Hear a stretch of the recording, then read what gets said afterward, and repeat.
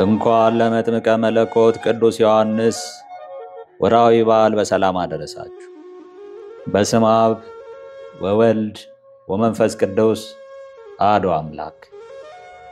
በክርስቶስ ክርስቲያን፣ በወልድ ውሉድ፣ በመንፈስ ቅዱስ መንፈሳውያን የተሰኛችሁ የተከበራችሁ የልዑል እግዚአብሔር ቤተሰቦች፣ የእናታችን የቅድስት ድንግል ማርያም የአስራት ያደራ ልጆች፣ የቅዱሳን መላእክት፣ የቅዱሳን ጻድቃንና የቅዱሳን ሰማዕታት ወዳጆች በያላችሁበት የሰዓት አቆጣጠር እንደምን አደራችሁ፣ እንደምን ዋላችሁ፣ እንደምን አመሻችሁ። አሜን። ሳይገባን በምሕረቱና በቸርነቱ ጠብቆ ለዚህ ሰዓት ያደረሰን የሰራዊት ጌታ ልዑል እግዚአብሔር የተመሰገነ ይሁን። የተወደዳችሁ የባህራን ሚዲያ ቤተሰቦች፣ ዝግጅታችን ለበርካታ የተዋሕዶ ልጆች ተደራሽ እንዲሆን ቪዲዮ ላይክ፣ ሼር እና ኮሜንት በማድረግ ዝግጅቱን ማዳመጥ እንድትጀምሩ በአክብሮት እናስታውሳችኋለን። እንዲሁም ለዚህ ቻናል አዲስ የሆናችሁ የተወደዳችሁ የተዋሕዶ ልጆች ቻናላችን ሰብስክራይብ በማድረግና የደወል ምልክቱን በመጫን በየዕለቱ የምንለቃቸው ዝግጅቶች እንዲደርሷችሁ እንድታደርጉ በአክብሮት እንጠይቃችኋለን። የመስከረም ገድለ ቅዱስ ዮሐንስ። በአብ ስም አምነን አብን ወላዲ ብለን፣ በወልድ ስም አምነን ወልድን ተወላዲ ብለን፣ በመንፈስ ቅዱስ ስም አምነን መንፈስ ቅዱስን ሰራጺ ብለን፣ ምንም ላጠይቁ አካላት ሶስት ብንል በባህሪ በህልውና አንድ አምላክ ብለን አምነን መጽሐፈ ባህሪ የተሰኘ ይህን መጽሐፍ እንጀምራለን።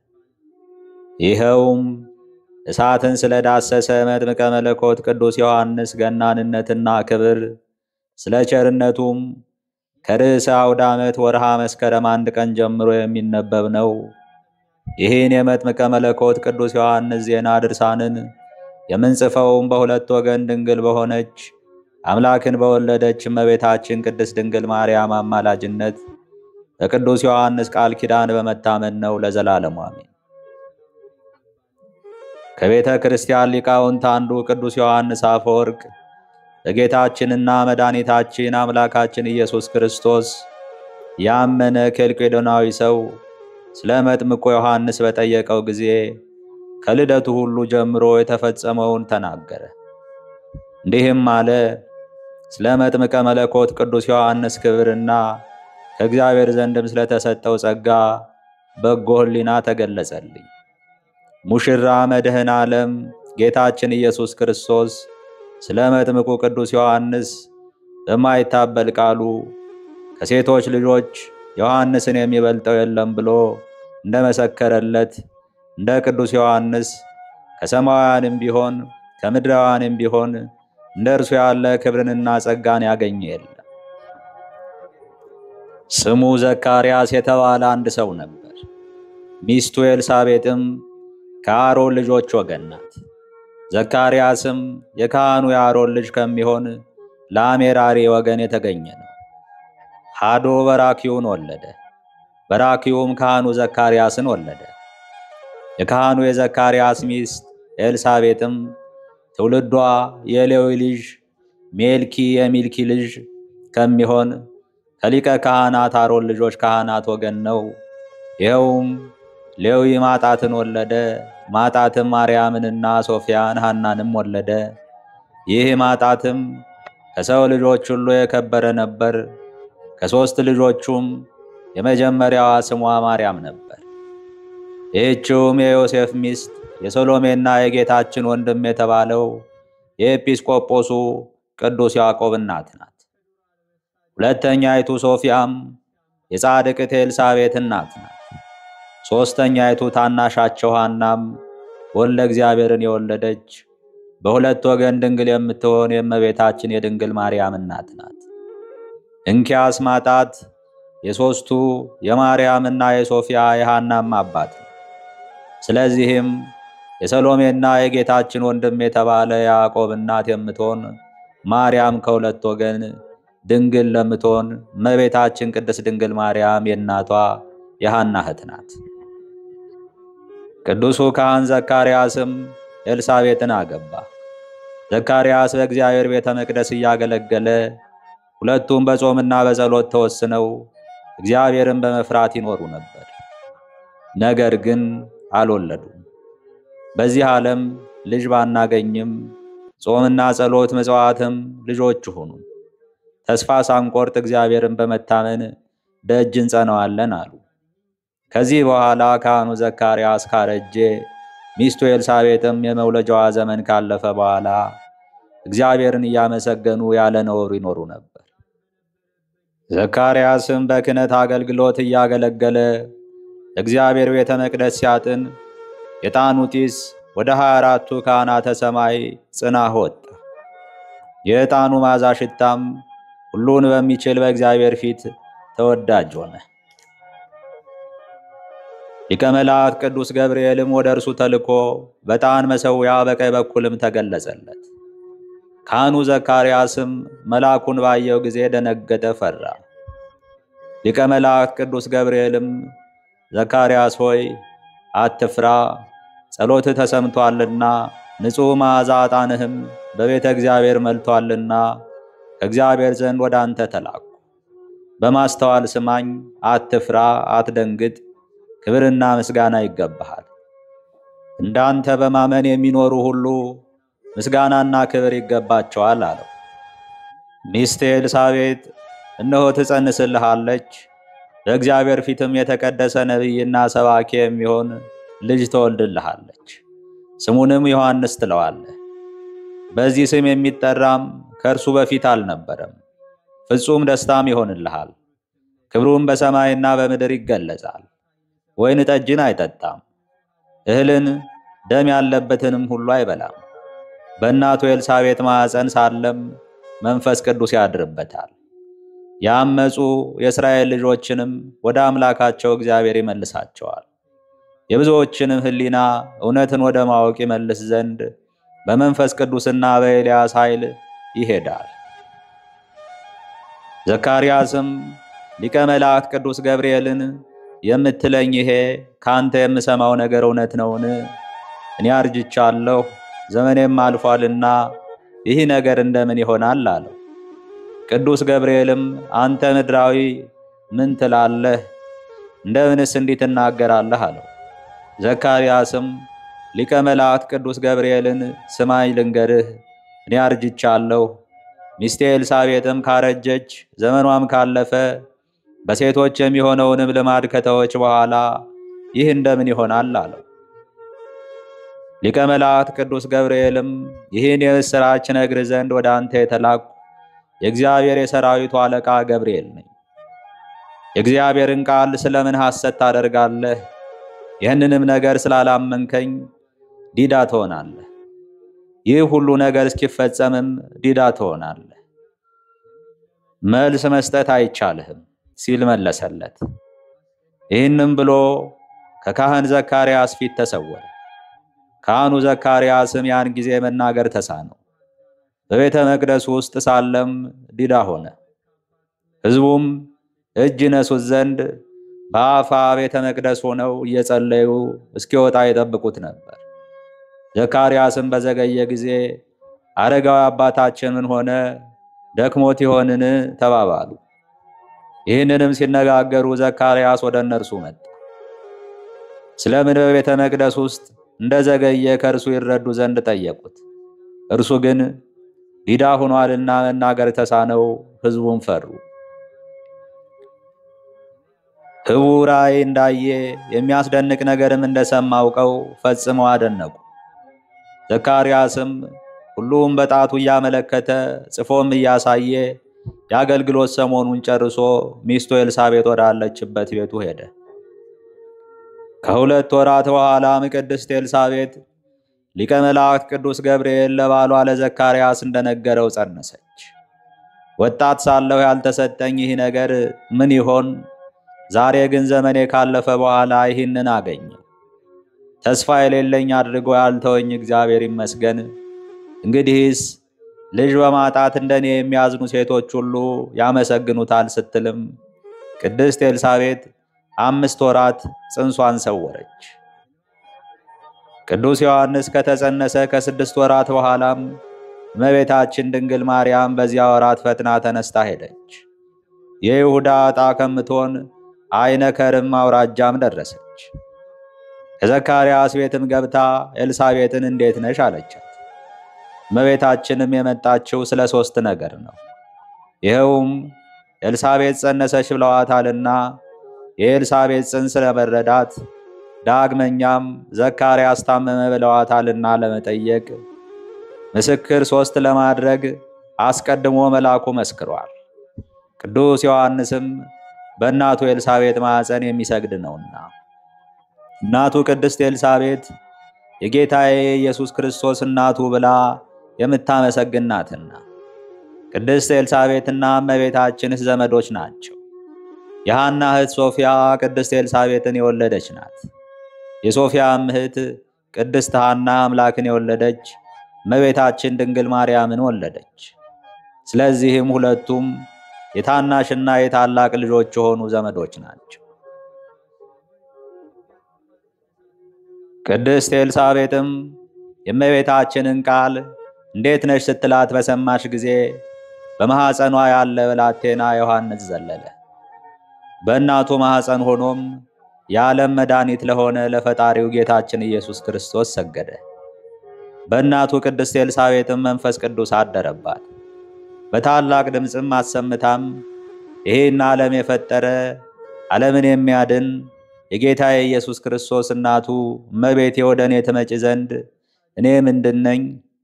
ዳግመኛም አንቺ ከሴቶች ተለይተሽ በረከተ ሥጋ በረከተ ነፍስን እያማለድሽ የምታሰጭ የብርሃን እናቱ እመቤቴ ሆይ የማኅፀንሽ ፍሬም ኢየሱስ ክርስቶስ ተስፋ ለሚያደርጉት ሁሉ በረከተ ሥጋ በረከተ ነፍስን የተመላ ይቅርታውን የሚያድል ነው። መድኃኒት የሚሆን የነገሩሽን ቃል የተቀበልሽ አንቺ ምንዕድ ክብርት ነሽ አለች። ለቅድስት ኤልሳቤጥስ የእመቤታችን ድንግል ማርያምን መጸነስና በእመቤታችን ማኅፀንም ሰማይና ምድር ሊሸከሙት የማይቻላቸው ጌትነቱ በምድርና በሰማይ የመላ መድኃኒት መለኮት መወሰኑን ማን ነገራት? መንፈስ ቅዱስ ነው እንጂ። መሬታዊ የሆነ ብላቴና ዮሐንስም በእናቱ ኤልሳቤጥ ማኅፀን ሳለም በድንግል ማኅፀን ላለው ሰገደ። በእናቱ ማኅፀንም ሆኖ የጌታውን እናት በእናቱ አንደበት አመሰግናት። ከዚህ በኋላ እመቤታችን በቅድስት ኤልሳቤጥ ዘንድ 3 ወራትን ኖራ ከ3 ወራት በኋላም ወደ ቤቷ ሄደች። ቅድስት ኤልሳቤጥ ግን የእግዚአብሔርን ገናንነት እያደነቀች መምህር ዮሐንስን በወርሃ ሰኔ 30 ቀን ወለደች። በቅርብም በሩቅም ያሉ ዘመዶቿና ጎረቤቶቿም ተደሰቱ። በእግዚአብሔር ዘንድ ደጋግ በሕጉና በትእዛዙም ጸንተው የሚኖሩ ከኃጢአት ንጹሐን የሆኑ የአረጋዊ ቅዱስ ዘካርያስና የቅድስት ኤልሳቤጥን ልመናቸውን ስለተቀበለም እግዚአብሔርን አመሰገኑት። በ8ኛው ቀንም እንደ ዕብራውያን ሕግ ብላቴናውን ቅዱስ ዮሐንስን ይገዝሩት ዘንድ መጡ።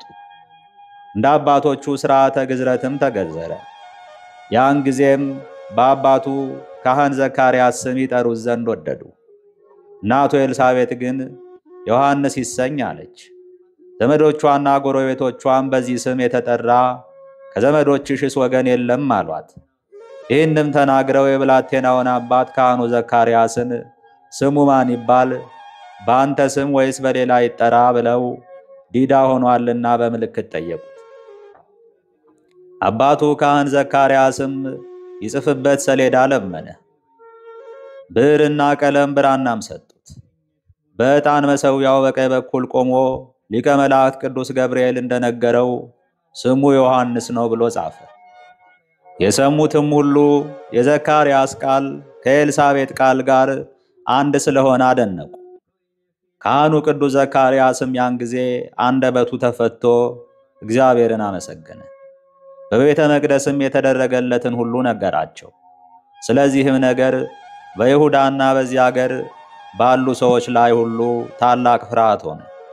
የሰሙት ሁሉ ከዚህ ብላቴና የተነሳ እንጃ ምን ይሆን? ይሄ ብላቴና የእግዚአብሔር ኃይል አድሮበታልና ነቢይ ይሆንን? ተባባሉ። መንፈስ ቅዱስም በአባቱ በዘካርያስ ላይ አደረበት። ይቅር ያለን ለወገኖቹም ድህነትን ያደረገልን የእስራኤል አምላክ እግዚአብሔር ይመስገን። ከጠላቶቻችን እጅ ከሚጠሉንም ሁሉ እጅ ያድነን ዘንድ ለአባቶቻችን ያደረገውን ይቅርታውንና ጽኑ መሐላውን ያስብ ዘንድ መሐላውም ለአባታችን ለአብርሃም የማለው ነው። ከጠላቶቻችን አጋንንት እጅ ያድነን ዘንድ በቅዱሳን ነቢያቱ አድሮ እንደተናገረ ከባለሟሉ ከዳዊት ወገን የምንድንበት ክርስቶስን አስነሳልን አለ። ስለ ብላቴናው ቅዱስ ዮሐንስም መድኃኒታቸው ክርስቶስን ነዋ በጉ ብለህ ታስተምራቸው ዘንድ ከአርያም ወርዶ በጎበኘን ፈጣሪያችን ፍጹም ይቅርታውና ምሕረቱ ኃጢአታቸው ይሰረይላቸው ዘንድ በቀቢጸ ተስፋ ሳሉም ታስተምራቸው ዘንድ የልዑል እግዚአብሔር መምህር ትሆናለህ። እነሆ ጎዳናውንም ልትጠርግ በእግዚአብሔር ፊት ትሄዳለህ ብሎ ተናገረ። በዚያ ወራትም በክፉና አመፀኛ ንጉሥ ሄሮድስ ዘንድ ለወታደሮቹ በቤተልሔምና በይሁዳ አውራጃ የተወለዱ 2 ዓመት የሆናቸውን ሕፃናትን ሁሉ አሳድጋቸው ዘንድ ሰብስባቸው አምጡልኝ የሚል ትእዛዝ ወጣ። ይህ ትእዛዝ ግን የሄሮድስ ከንቱ ስላቅ ነበር። ይህ አዋጅም በእስራኤል ምድር በተሰማ ጊዜ ታላቅ ልቅሶ፣ የሚያስጨንቅ ሐዘን፣ የሚያስፈራም መከራ ሆነ። ቅድስት ኤልሳቤጥ ይህን የጨካኝ ርጉም ሄሮድስን ትእዛዝ በሰማች ጊዜ የተወደደ ልጇን ብላቴና ዮሐንስን ይዛ ብትደክምም አዘለችው። አባቱ ካህኑ ዘካርያስ ወዳለበትም ሄደች። ዘካርያስም እህቴ ሆይ ምነው አመጣጥሽ ድንገት ሆነ አላት። ቅድስት ኤልሳቤጥም ከንጉሥ ሄሮድስ አዋጅ የተነሳ በሕፃናቱ መገደልና ሽብር ሆኗል።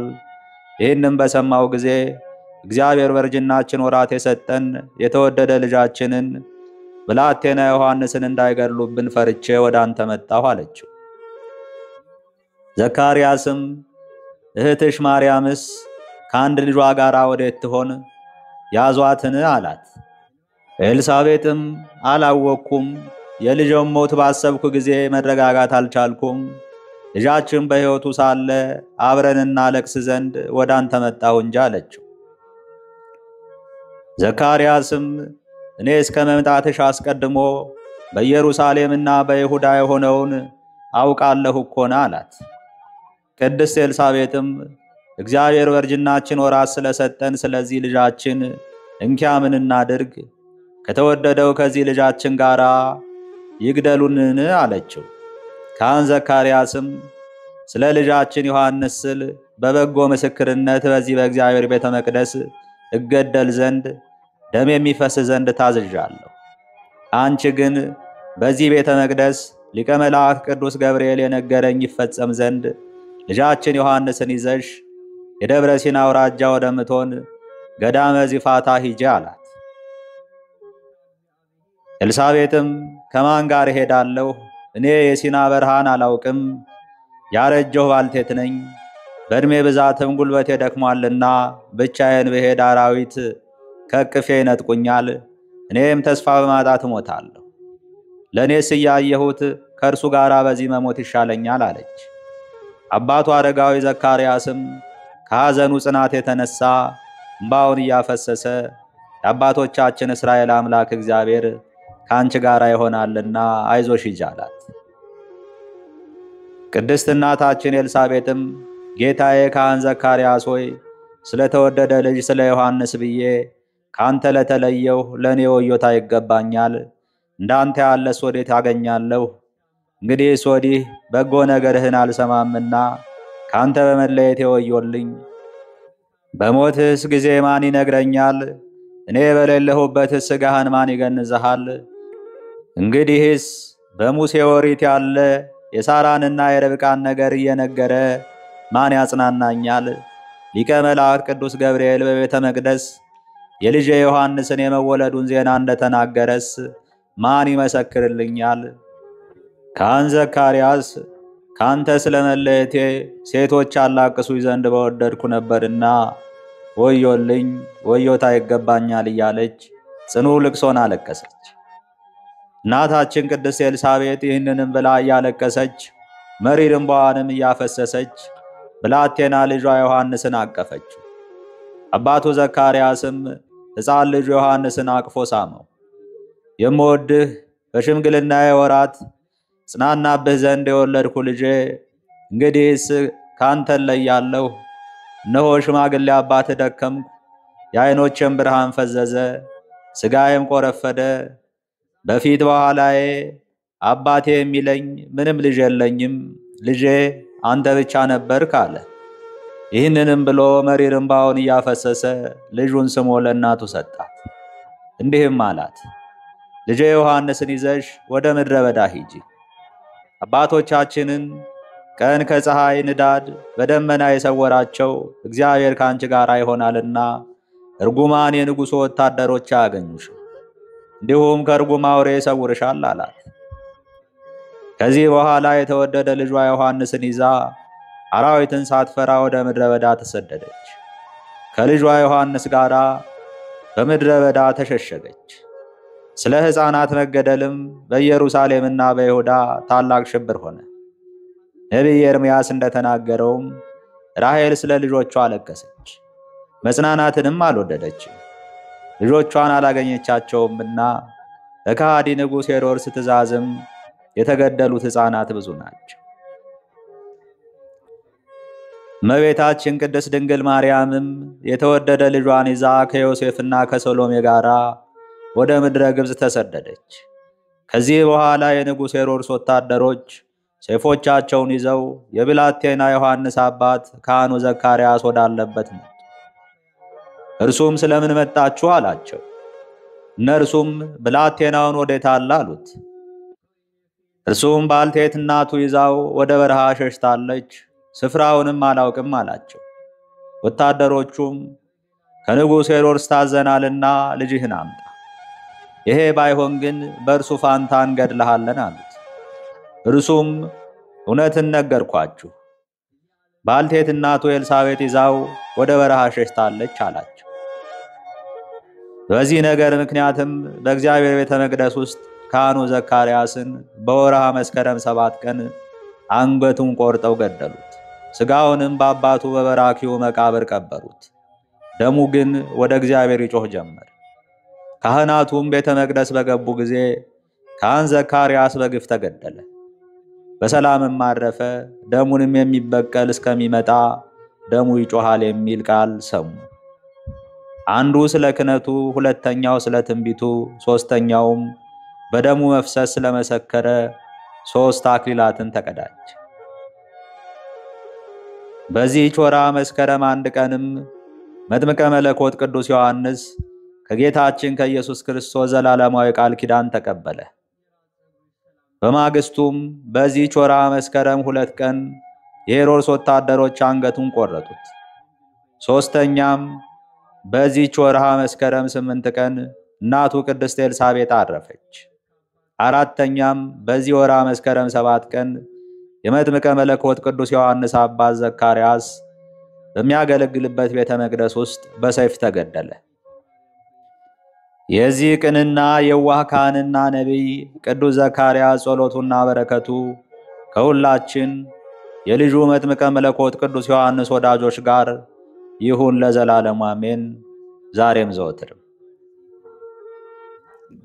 ጸሎቱና በረከቱ ለዘላለሙ ከሁላችንም ከወዳጆቹ ጋር ይሁንና መጥምቀ መለኮት ቅዱስ ዮሐንስ ያደረገው ተአምር ይህ ነው። በዚያ ወራት የዮርዳኖስ አውራጃ በምትሆን በይሁዳ ምድረ በዳ መጥምቅ ቅዱስ ዮሐንስ እያስተማረ ደረሰ። ውጣ አስተምር የሚል ቃል እግዚአብሔር መጥቶለታልና። የመጥምቁ ቅዱስ ዮሐንስ ልብስም የግመል ጸጉር ነበር። ወገቡን የሚታጠቅበትም ቆዳ ነበር። ምግቡም አንቦጣ ነው። በኢየሩሳሌምና በይሁዳ በዮርዳኖስም አውራጃ ያሉ ሰዎች ሁሉ ከእርሱ ዘንድ እየሄዱ ኃጢአታቸውን እየነገሩት በዮርዳኖስ ወንዝ ያጠምቃቸው ነበር። ቅዱስ መጥምቅ ዮሐንስ ኃጢአት ይሰረይ ዘንድ በዮርዳኖስ ዙሪያ እየዞረ የንስሐ ጥምቀትን አስተማረ። ነቢይ ኢሳይያስ የእግዚአብሔርን መንገድ አዘጋጁ፣ ጥርጊያውንም አስተካክሉ፣ ጎድጓዳው ሁሉ ይሙላ፣ ኮረብታው ዝቅ ይበል፣ ሰንካላው ይስተካከል፣ ሰው ሁሉ የእግዚአብሔርን ማዳን ይወቅ፣ ሚጠተ ሥጋውንም ያስተውል የሚል የአዋጅ ነጋሪ ቃል እነሆ በገዳም አለ እንዳለ መጥምቀ መለኮት ቅዱስ ዮሐንስ ክፉ ሄሮድስን ባገባት የሄሮድስ ወንድም ፊልጶስ ሚስት ሄሮድያዳ ምክንያት የወንድምህን ፊልጶስን ሚስት ልታገባ አይገባህም እያለ ሄሮድስን ይቃወመው ነበር። ስለዚህም ክፉ ሄሮድስ ቅዱስ ዮሐንስን ይዞ አስሮ አግዞት ነበር። ሊገድለው ወዶ ሳለም ነገር ግን ሕዝቡን ይፈራ ነበር። ሕዝቡ ቅዱስ ዮሐንስን እንደ መምህር ያከብሩታል ይወዱታልና። ሄሮድስ የተወለደበትን ቀን በዓል አድርጎ ሳለ ወለተ ሄሮድያ መጥታ በመኳንንቱ ፊት ዘፈነችለት።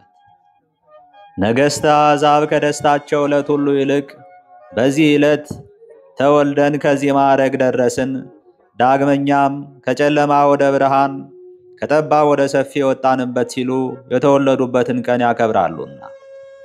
ይህች ክፉ ወለተ ሄሮድያም በዘፈኗ ሄሮድስን ደስ አሰኘችው። ስለዚህም እርጉም ሄሮድስ የለመነችውን ይሰጣት ዘንድ ማለላት። ከእርሱ ጋር በነበሩት መኳንንቱ ፊት የለመንሽኝን ሁሉ እሰጥሻለሁ አላት። እርሷም ወደ እናቷ ሄዳ ለእናቷ ነገረች። የተረገመች እናቷም የዮሐንስን ራስ በወጬት አድርገ ስጠኝ በይው አለቻት።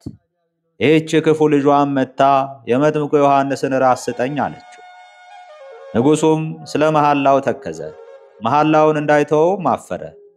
ወደ ግዞት ቤት ወታደሮቹን ልኮ ይሰጧት ዘንድ አዘዘ። ወታደሮቹም የመጥምቀ መለኮት ቅዱስ ዮሐንስን አንገት በሰይፍ ቆርጠው ራሱን በወጬት አመጡለት። እርሱም ለልጇ ሰጣት። እርሷም ለርግምት እናቷ ሄሮድያዳ ሰጠቻት። ይህች የቅዱስ ዮሐንስ ቅድስት ራስ ግን ከምትዘብት ርግምት ሄሮድያዳ እጅ የቤቱን ግድግዳ ሰንጥቃ ወጣች። በደብረ ዘይት ሳለም ወደ ጌታችን ኢየሱስ ክርስቶስ ሄዳ ከፊቱ ሰገደች። ጌታችን ኢየሱስ ክርስቶስም በዮርዳኖስ ወንዝ ያጠመቀኝ የወዳጄ ዮሐንስ ራስ ሆይ ታስተምሪ ዘንድ ስልጣንን ሰጠሁሽ አላት። የመጥምቀ መለኮት ቅዱስ ዮሐንስ ራስም ንስሐ ግቡ እያለች 70 ይሁዳን እየገሰጸች 15 ዓመት ታስተምር ቆይታ በብሔረ አረቢያ አረፈች። ነጋዴያንም በዚያ ሲያልፉ እንደ ዕንቁ ሰምፔር ስታበራይተው ለደቀ መዛሙርት ተናገሩ።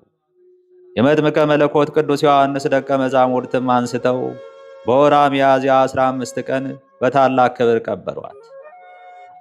ይህች ርግምት ሄሮድያዳን በመጥምቀ መለኮት ቅዱስ ዮሐንስ ኃይል ምድር ተከፍታ አጠቻት። ልጇም ሄሮድስ ሆይ የወንድምህ የፊልጶስን ሚስት ልታገባ አይገባህም እያለች ትጮህ ጀመር። ሄሮድስም በመሃል ላይ የወደደችውን አደረግኩላት፣ ዛሬስ እንደ ዮሐንስ ትዘልፈኝ ጀመርን ብሎ ተቆጣ። በሰይፍ ይቆርጧት ዘንድ ወታደሮቹን አዘዘ። በባህሩ ዳርቻ አንገቷን በቆረጧት ጊዜም ወደ ባህር ወደቀች። አንባር ያሳሟጣት። ይህንን የሚያዩ ሁሉ ተደነቁ።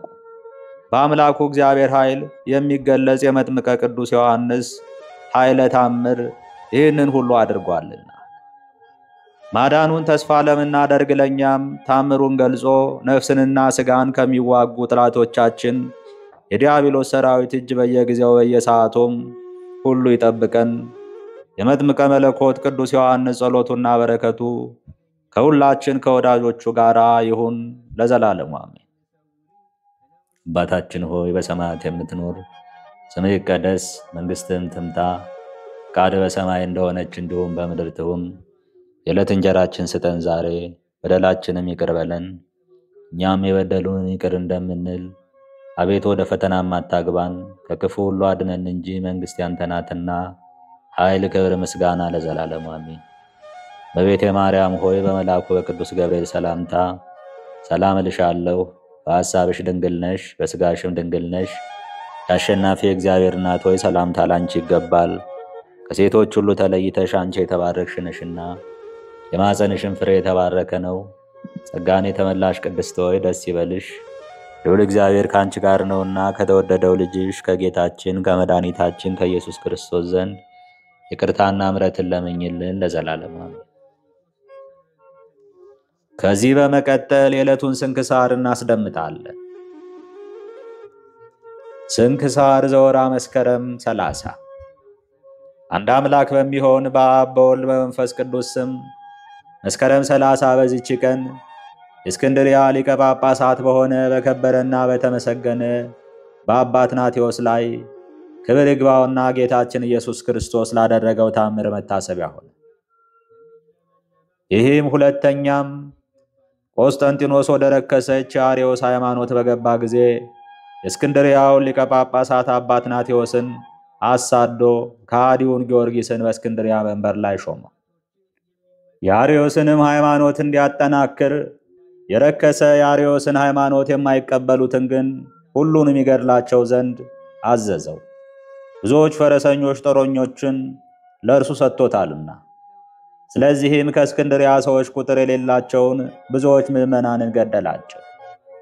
ቅዱስ አትናቴዎስም በተሰደደበት 6 ዓመት ኖረ።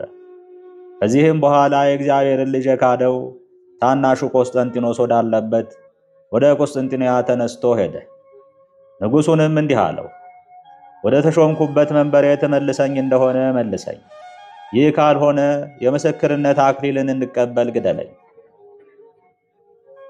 ንጉሡም ይህን ነገር ከእርሱ በሰማ ጊዜ በታናሽ መርከብ አድርገው ያለ ቀዛፊና ያለ መብልና መጠጥ በባህር ውስጥ እንዲተውት አዘዘ። ንጉሡም በስጥመት ወይም በረሃብና በጥም እንደሚሞትለት አስቦ ነበርና የቀናች ሃይማኖትንም ስለመለወጡ እንዳይዘልፈው ከእርሱ ያርፍ ዘንድ እንዲሁም ንጉሡ እንዳዘዘ በቅዱስ አትናቴዎስ ላይ አደረጉበት። ንጉሡም እንጀራና ውሃ ባይሰጠው ከሰማይ ለእርሱ የወረደ እንጀራ ስለ እርሱ የፈለቀ ውሃም አለው። የመርከብም ቀዛፊ ቢከለክለው እነሆ ዓለሙን ሁሉ በቃሉ የሚጠብቅ የሚመራ ከእርሱ ጋር ነው። ስለዚህም ቅዱስ አትናቴዎስ በውስጧ የተቀመጠባት ያች መርከብ መላእክት እየቀዘፏት በጸጥታና በሰላም ተጓዘች። በሦስተኛውም ቀን ከእስክንድርያ ወደብ ደረሰ። የምዕመናን ወገኖችም ደግ ጠባቂያቸው እንደደረሰ በሰሙ ጊዜ እጅግ ደስ አላቸው። መብራቶችንም በመያዝ በምስጋና እየዘመሩ ሊቀበሉት ወጡ። እግዚአብሔርንም እያመሰገኑ ወደ ቤተ ክርስቲያን አስገቡት። ከሃዲው ጊዮርጊስም ከወገኖቹ ጋር ወጥቶ ሄደ። እዚያችም ቀን ቅዱስ አትናቴዎስ ለእግዚአብሔር ታላቅ በዓልን አከበረ። የእስክንድርያም ሰዎች እስከ ዛሬ ድረስ ያከብሯታል። ለዚህ ታላቅ ክብር የመረጣቸውን ላከበራቸው ለእግዚአብሔር ምስጋና ይሁን። የቅዱስ አትናቴዎስም በረከቱ ከኛ ጋር ትኑር ለዘላለሙ አሜን። በዚህችም ቀን የአርማንያ ሊቀ ጳጳሳት ጎርጎርዮስ መታሰቢያው ሆነ። በረከቱም ከኛ ጋር ትኑር ለዘላለሙ አሜን። በዚህችም ቀን የዘብዴዎስ ልጆች ያዕቆብና ዮሐንስ የተጠሩበት ነው። የአባ ቡላ፣ የማርዩ፣ የብትሩስ፣ የሰማዕቱም የአስታሬስ መታሰቢያቸው ነው። በረከታቸውን ከኛ ጋር ትኑር ለዘላለሙ አሜን። በዚህችም ቀን ቅዱስ አባ ሳሉሲ አረፈ። ይህም ቅዱስ መስተጋደል ሲሆን ራሱን እንደ እብድ አደረገ። እርሱም በስውር ይጸለያል ይጾማል። በሰው ፊት ግን ምንም አይጸልይም አይጾምም። በየጠዋቱ ሁሉ የሚመገበውን የሳር ፍሬ አድርጎ በሰው ፊት ያላምጣል። በምሽት ጊዜ ግን ከወንድሞቹ መነኮሳት ጋር ምንም አይቀምስም። አበምኔቱ አባ ይስሐቅና መነኮሳቱ ሁሉ ከሥራው የተነሳ ያደንቃሉ። ይህንንም ልማዱን ሊያስጥሉት ይሻሉ፣ ነገር ግን ልቡን እንዳያሳዝኑት ያስባሉ። በአንዲትም ዕለት የገዳማቸው በዓል ሆነ። አበምኔቱ አባ ይስሐቅም መነኮሳቱን እንዲህ አላቸው፣ ቅዱስ ቁርባንን ከመቀበሉ በፊት እህልን እንዳይቀምስ አባ ሳሉሲን ጠብቁት። እነርሱም ጠበቁት። የሚበላበትም ጊዜ ሲደርስ ከእነርሱ ሊለይ ወደደ። መነኮሳቱም ከለከሉት። እርሱም በረሃብ እንዳልሞትና በእናንተ ላይ በደል እንዳልሆንባችሁ ልቀቁኝ ብሎ ጮኸባቸው። ባልተውትም ጊዜ በዚያን ወቅት ቆቡን ከራሱ ላይ አውልቆ እመቤቴ ማርያም ሆይ ከእኒህ መነኮሳት እጅ አድኝኝ ብሎ የቤተ ክርስቲያን ግድግዳ በቆቡ መታበት። ሕንፃውም ተሰንጥቆለት በዚያ ወጥቶ ሄደ። የግድግዳውም ግንብ ተመልሶ እንደ ቀድሞ ሆነ። የተሰበሰቡትም ይህን ድንቅ ታምር ባዩ ጊዜ 300 ጊዜ ኪርያላይሶን እያሉ ጮኹ። እዚያንም ጊዜ ያችን ቆብ ወድቃ አገኟት። ከታላቅም ክብር በቤተ ክርስቲያን ውስጥ አኖሯት። ድውያንንም በመፈወስ ከእርሷ ብዙ ታምራት ተደረገ። ሊቀ ጳጳሳቱም በሰማ ጊዜ ከእርሷ ሊባረክ ወዶ ያችን ቆብ ሊወስዳት ፈለገ። በየጊዜውም ሲወስዳት ወደ ቦታዋ ወደዚያ ገዳም ትመለሳለች። እንዲህም 3 ጊዜ ሆነ። ከዚህም በኋላ መውሰዱን ተወ።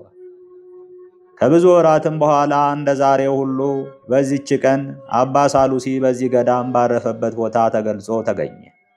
በክብርም ገንዘው ቀበሩት። ለእግዚአብሔር ምስጋና ይሁን። እኛንም በሁሉ ቅዱሳን፣ በጻድቃን፣ በሰማዕታት፣ በከበሩ ደጋጎች መላእክትም ልመና ይማረን። በነቢያትና በሐዋርያትም ይልቁንም አምላክን በወለደች በድንጋሌ ሥጋ በድንጋሌ ነፍስ በጸናች በክብርት እመቤታችን ማርያም አማላጅነት ይማረን። በረከቷም ከኛ ጋር ይኑር። የሁሉ ቅዱሳንም በረከት በርዕሰ ሊቃነ ጳጳሳት በአባ ማትያስ ላይ በሁላችንም የክርስቲያን ወገኖች ላይ ይኑር ለዘላለሙ አሜን። መስከረም 30 ቀን የሚከበሩ ዓመታዊ የቅዱሳን በዓላት፣ አንደኛ ቅዱስ አትናቴዎስ ሐዋርያዊ፣ ሁለተኛ አባ ሳሉሲ ክቡር ጻድቅ፣ ሦስተኛ ቅዱሳን ያዕቆብና ዮሐንስ ሐዋርያት ለወንጌል የተጠሩበት፣ አራተኛ የቅዱስ ጎርጎርዮስ ዘአርማንያ፣ አምስተኛ አባ አብሳዲ ዘደብረ ማርያም፣ ስድስተኛ አባ አሮን ዘገሊላ።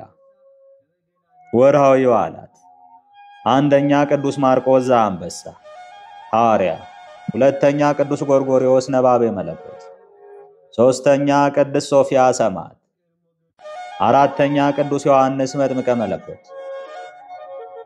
ስለ ጽድቅ የሚሰደዱ ብፁዓን ናቸው፣ መንግሥተ ሰማያት የእነርሱ ናትና። ሲነቅፏችሁና ሲያሳድዷችሁ በእኔም ምክንያት ክፉውን ሁሉ በውሸት ሲናገሩባችሁ ብፁዓን ናችሁ፣ ዋጋችሁ በሰማያት ታላቅ ነውና ደስ ይበላችሁ፣ ሐሴትም አድርጉ። ከእናንተ በፊት የነበሩትን ነቢያትን እንዲሁ አሳደዋቸዋልና። ማቴዎስ 5 ከቁጥር 10 እስከ 12።